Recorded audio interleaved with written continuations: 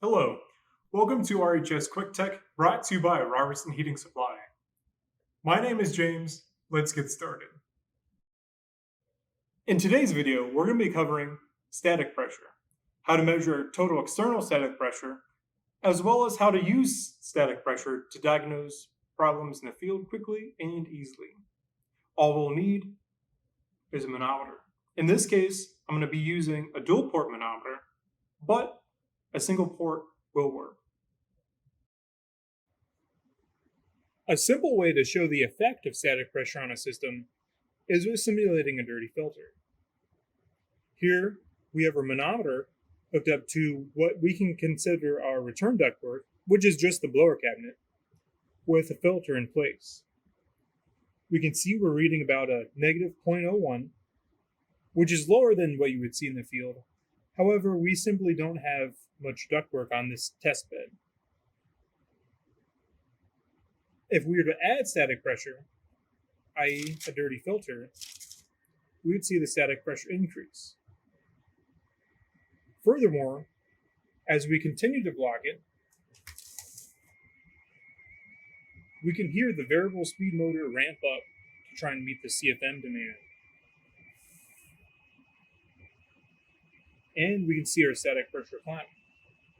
Even though the motor will continue to chase the same CFM value, it'll work harder and heat up more while having less air to cool it down. This is why it's bad for the system. If we relieve the static pressure, we can immediately see the drop in static pressure, as well as hear the motor ramp back down to meet the correct CFM demand. To measure the total external static pressure of a system, it's very simple.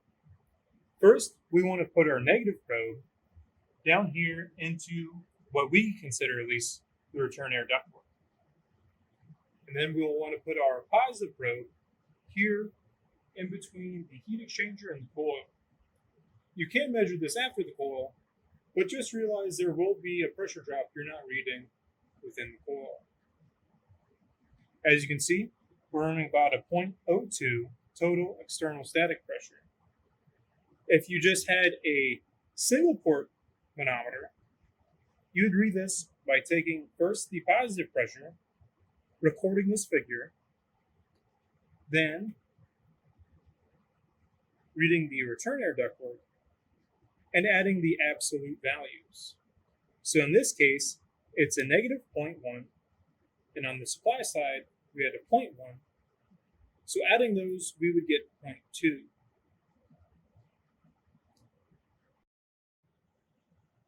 Here, we'll be using our manometer to quickly assess whether or not a coil is restricted at all.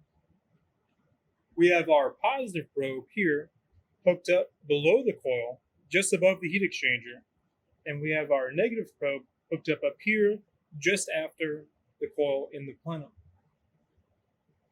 As you can see, we're reading a positive pressure drop, which means that there is a restriction here, but it's a very low one.